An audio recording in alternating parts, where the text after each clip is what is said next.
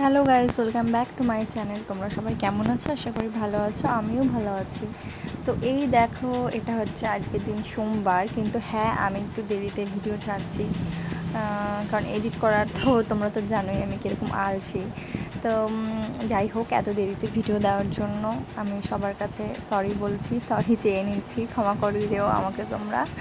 আর এই দেখো, দেখতে পেলে সব চোং ঠোং লাগিয়ে সবাই গেছে। এগুলো আসলে যারা দূরের আর কি এরকম করে। তো আমাদের এখানে কি বলো তো, গোপেশ্বর, তারকেশ্বর যেরকম সেরকম গোপেশ্বর আছে, ধাম আছে।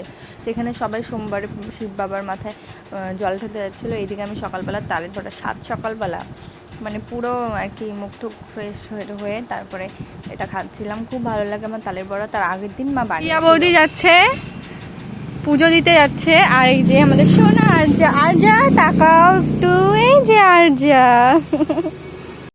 আর এই দেখো, এখন কিন্তু দেড়টা বাজে এখন। এত বেলাতেও খালি পায়ে এরা যাচ্ছে। আমি তো সত্যি মানে অবাক যে বাবার ভক্তরা বাবার জন্য কত কষ্ট করে খালি পায়ে যাচ্ছে এত রোদের মধ্যে।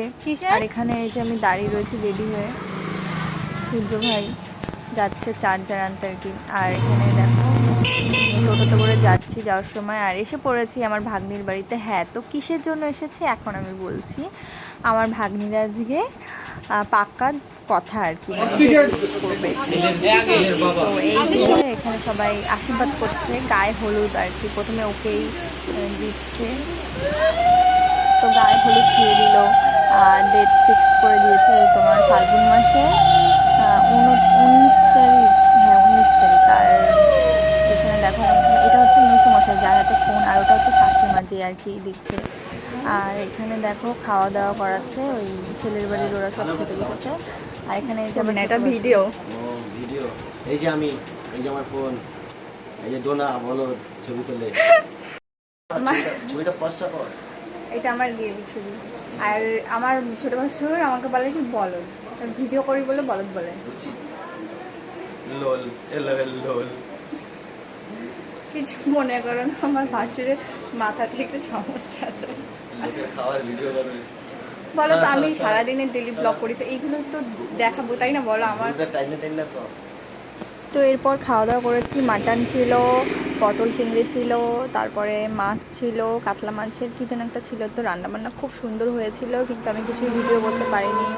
আর ওইদিকে নাইটি পড়াটা আমার ভাগ্নি বউ ছিল, আর আমার জামাইবাবু নন্দা জামাই টোটোতে করে চলে এসেছি। এটা হচ্ছে বড় ভাগ্নির মেয়ে আর কি।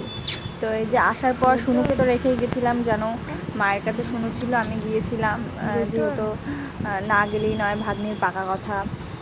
তো আর কি গেছিলাম। আর এই যে এসে পুচকুসোনাকে আদর করছি অনেক।